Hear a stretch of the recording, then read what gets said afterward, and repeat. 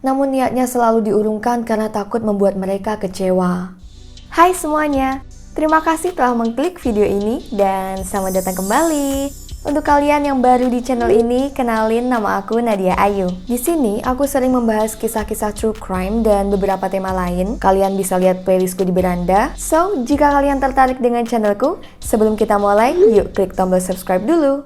Kali ini aku akan mengajak kalian membahas sebuah cerita kriminal penghilangan nyawa yang menimpa pasangan suami istri asal Italia pada tahun 2002, di mana motif pelaku melakukan kejahatan tersebut bisa dibilang konyol dan miris. Lantas, bagaimana kronologinya?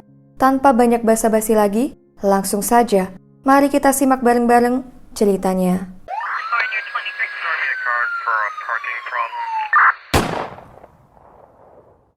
Italia merupakan negara di Eropa yang terletak di jantung Laut Mediterania dan merupakan salah satu negara yang telah meninggalkan jejak kuat pada budaya dan masakan Eropa serta memiliki situs warisan dunia UNESCO terbanyak di dunia.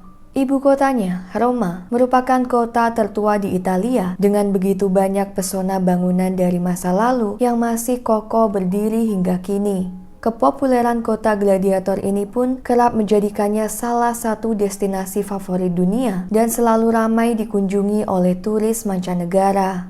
Ngomongin tentang Roma, pada tahun 2002 tinggallah pasangan suami istri Gaspare Gabriele dan Maria Elena Figocchio di kota ini. Keduanya telah menjalani pernikahan selama 40 tahun. Gaspare bekerja sebagai akuntan, sedangkan Maria Elena merupakan pensiunan profesor filsafat. Hubungan pasangan itu diketahui sangat harmonis dan dari pernikahannya mereka dikaruniai dua anak, yaitu sang putri Laila dan putranya Aral. Pada tahun 2002 itu Aral sudah berusia 27 tahun dan sedang kuliah di Universitas Camerino di Marche, Italia. Dia tinggal bersebelahan dengan apartemen orang tuanya, jadi nggak satu ruangan gitu, tapi di dalamnya ada pintu penghubung antara apartemen dia dengan apartemen orang tuanya.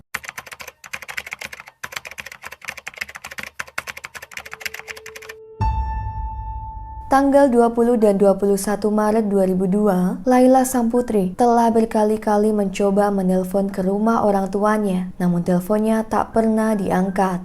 Laila sendiri diketahui tinggal di Milan dengan suaminya, jadi dia sudah menikah dan selalu rutin meluangkan waktu untuk berbincang dengan kedua orang tuanya, entah pagi atau sore hari, setiap harinya. Jadi tentu saja sangat janggal baginya ketika tiba-tiba orang tuanya tidak bisa dihubungi selama 2 hari berturut-turut.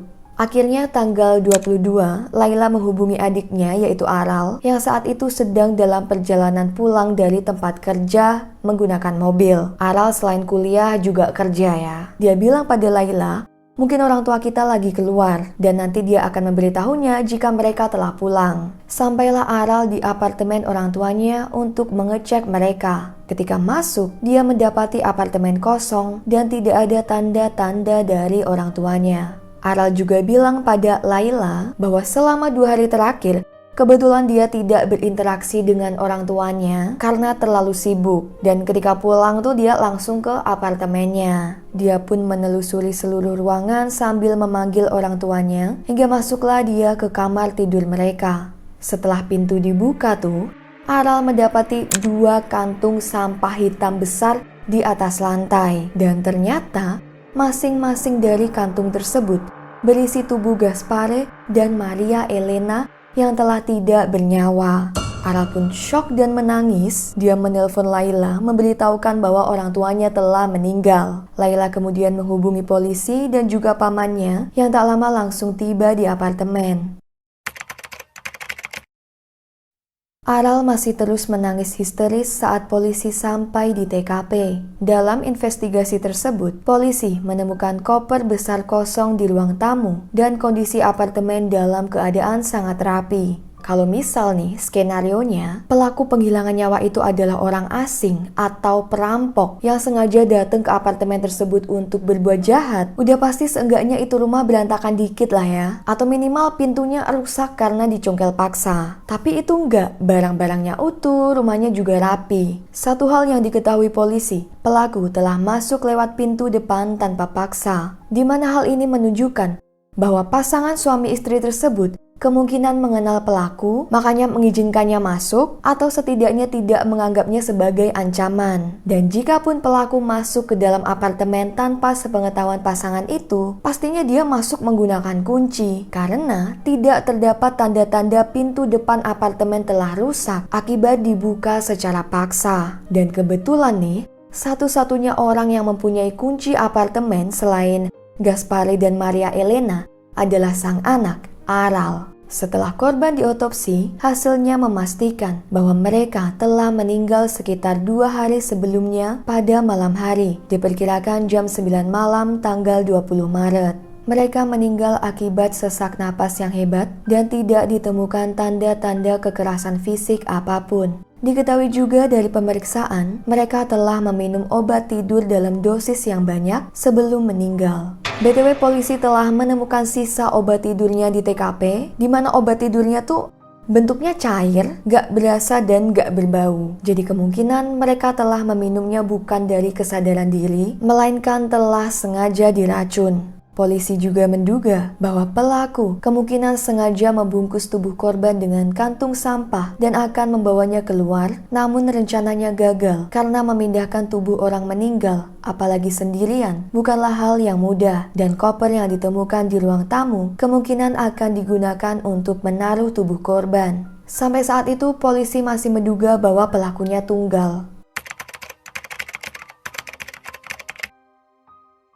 Aral yang diketahui tinggal bersebelahan dengan orang tuanya kemudian diinterogasi polisi. Mereka bertanya bagaimana bisa dia tidak tahu orang tuanya telah menghilang selama 2 hari. Aral mengatakan bahwa dia sempat makan malam bersama orang tuanya pada tanggal 20 Maret. Mereka menyantap sup yang menurut Aral sudah ada di meja makan ketika dia sampai. Setelah selesai makan, dia meminum beberapa tetes obat tidur milik ibunya dan kembali ke apartemennya untuk tidur. Diduga, sup tersebut merupakan makanan terakhir yang disantap oleh Gaspare dan Maria Elena sebelum meninggal. Karena polisi menemukan sisa sup berada di dalam panci di atas kompor ketika mereka sampai di apartemen. Sehari setelah itu, tanggal 21 Maret, Aral berkata dia berangkat kerja lebih awal lewat pintu apartemennya sendiri. Habis selesai kerja, dia mampir apartemen sebentar, meninggalkan catatan yang ditaruh di dapur orang tuanya, ngasih tahu kalau dia mau makan malam di luar. Setelah itu dia pulang cukup larut dan langsung masuk ke apartemennya sendiri. Dia bilang malam itu lupa memasang alarm, jadi keesokan harinya dia bangun kesiangan dan buru-buru pergi ke tempat kerja, sekali lagi lewat pintu apartemennya sendiri. Jadi itu alibi bagaimana bisa dia 2 hari nggak tahu kabar orang tuanya, padahal tinggal sebelahan.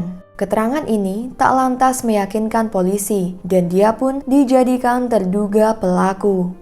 Dalam penyelidikan, detektif juga sempat menginterogasi seorang wanita yang merupakan pengurus apartemen. Jadi pekerjaannya tuh bersih-bersih tapi nggak tinggal di sana ya.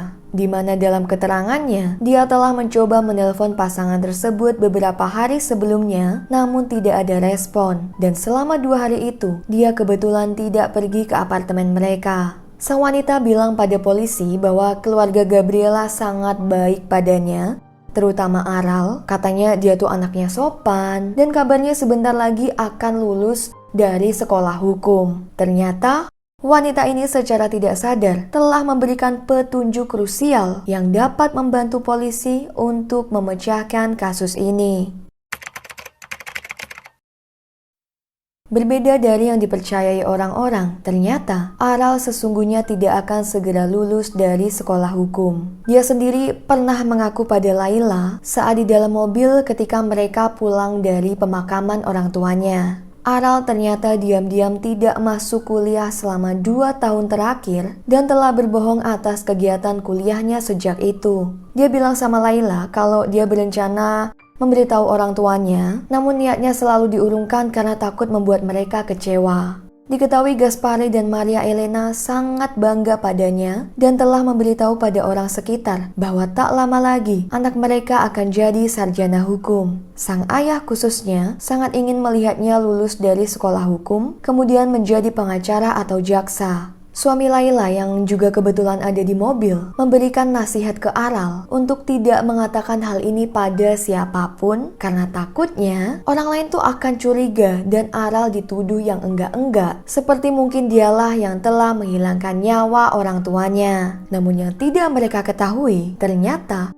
polisi diam-diam telah memasang alat perekam di mobil mereka dan mendengar percakapan ini. Fakta tersebut meningkatkan kecurigaan polisi terhadap Aral, sang putra yang dikenal sopan dan terpelajar. Apakah mungkin orang seperti dia benar tega menghilangkan nyawa orang tuanya hanya demi menutupi sebuah kebohongan? Setelah beberapa bulan berlalu, polisi juga telah menginvestigasi beberapa terduga pelaku lain. Namun tidak ada bukti ataupun petunjuk sekonkret yang mereka temukan pada Aral. Setelah 4 bulan penyelidikan, Aral ditangkap dan dinyatakan bersalah pada bulan Juli 2002 atas penghilangan nyawa kedua orang tuanya demi menutupi kebohongan dan untuk mengambil uang warisan mereka.